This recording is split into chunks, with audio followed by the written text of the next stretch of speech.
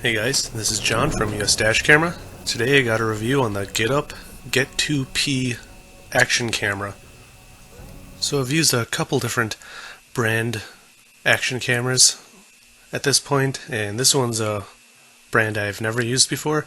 This was sent to me for review by OCD Tronic, which is a company that mostly sells off Amazon, and they specialize in dash cameras and action cameras.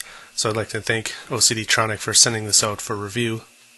Now I do want to point out that there's two different versions, one 90-degree field of view and one 170-degree field of view.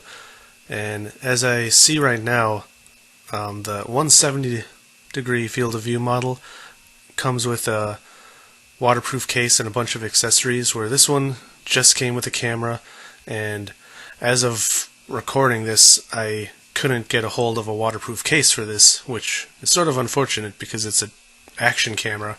I want to be able to use it and not worry about getting it wet or dirty, but I was still able to get quite a lot of great footage. So as you can see by the camera, it's got a pretty traditional action camera form factor.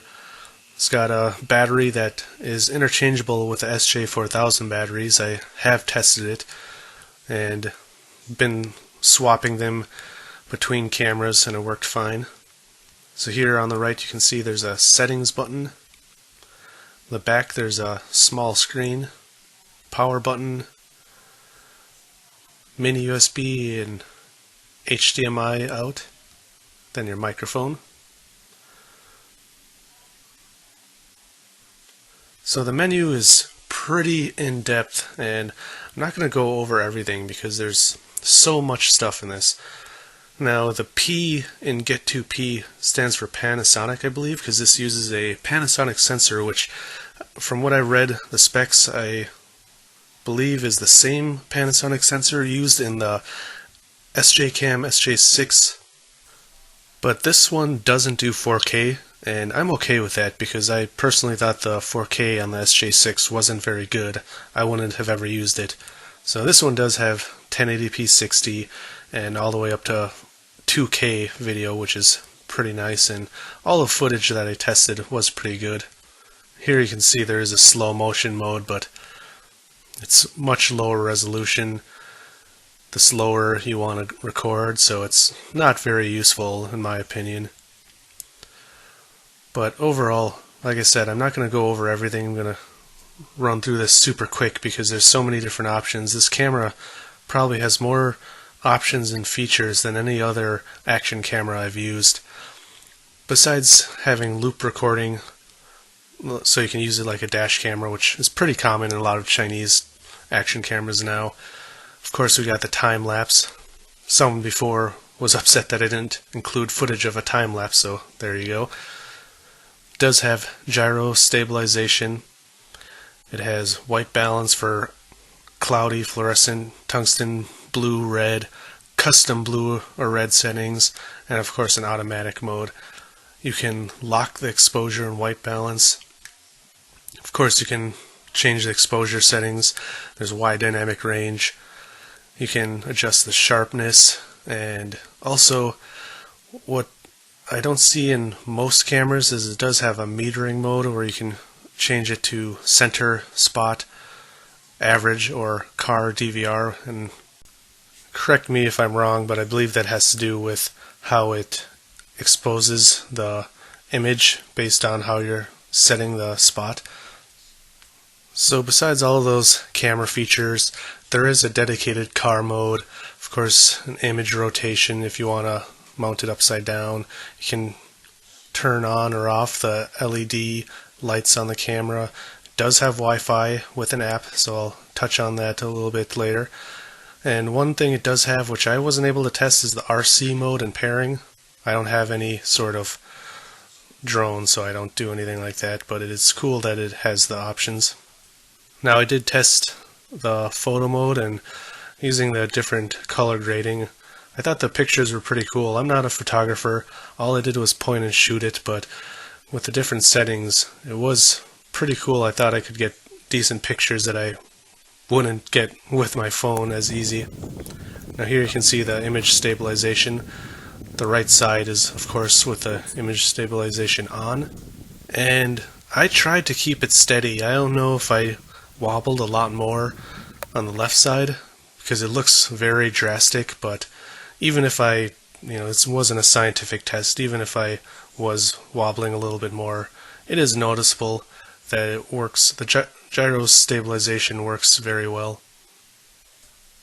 So again, I'm not going to go through all of the menu because there's so many different options and features. It's really hard to cover it all without this video just getting ridiculously boring. I think I recorded 12 minutes of footage going through every menu item, so it's really long in depth. I'll provide a link down below to Dashcam Talk if you want to ask any more detailed questions about the menu settings. Now on to the smartphone app. I wouldn't say it offers anything revolutionary, but it does seem well made. It actually worked right away.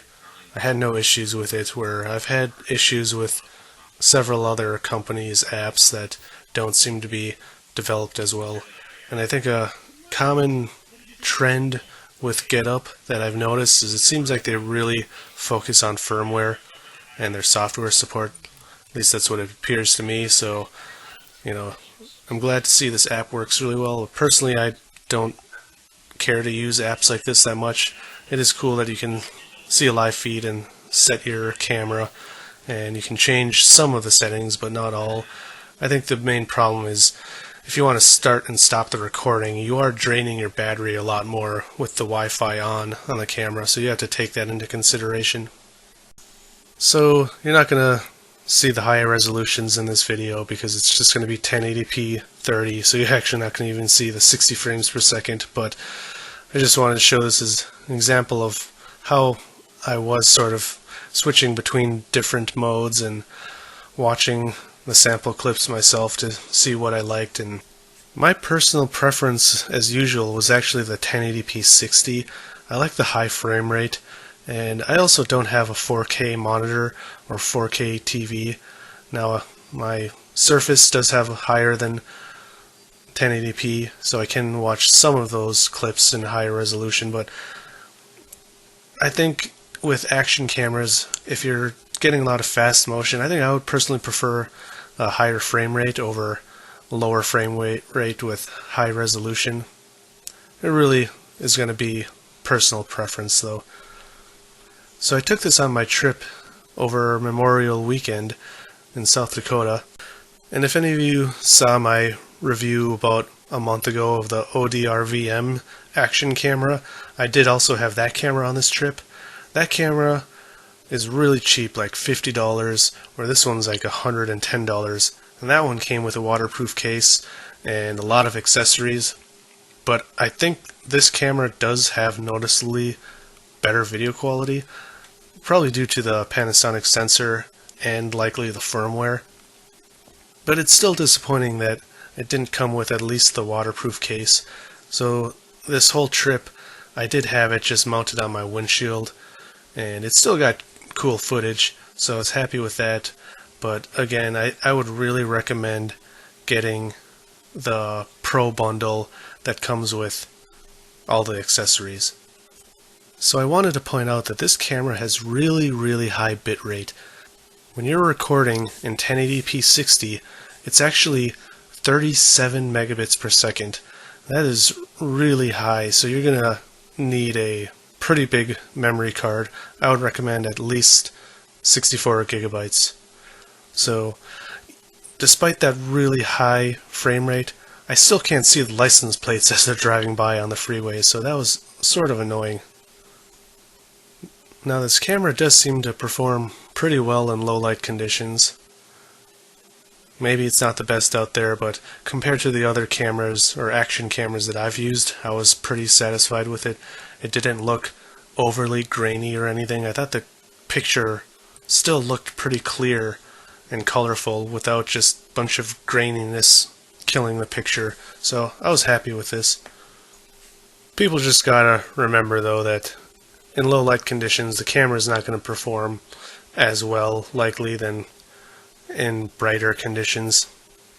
Now like I mentioned before, this camera does have wide dynamic range, so What that means is it should be able to see dark and very bright sections pretty well at the same time, and it's not going to be perfect in really harsh conditions like these tunnels, but I thought that the transition between the dark and light parts as I was coming out of the tunnel was pretty smooth. Some dash cameras I've tested in the past, just going under an underpass when it gets dark and then light, or coming out of a tunnel, it'll have this weird negative image effect where this camera doesn't do anything like that. You could see in those images it was really, really bright as I was about 10 feet from emerging out of those tunnels, so you couldn't see outside of the tunnel. Now there's probably going to be some naysayers that are going to tell me that transition between the dark and light area is not good enough, not quick enough, but I guess if that's the case, comment down below, tell me what camera does it better. If you got examples, I'd love to see it. I thought from what I've seen on several cameras I've used that this one performed decently. All in all, I am pretty impressed with this action camera.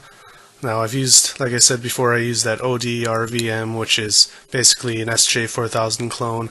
I've used an SJ4000, I've used the SJ6, and then another Chinese Blackview action camera. It's not the same Blackview as the dash cam company from Korea. It's View with a V-I-E-W, and I'd say this one so far has had the best video quality, the best firmware support, software support, and overall I'm impressed with the camera.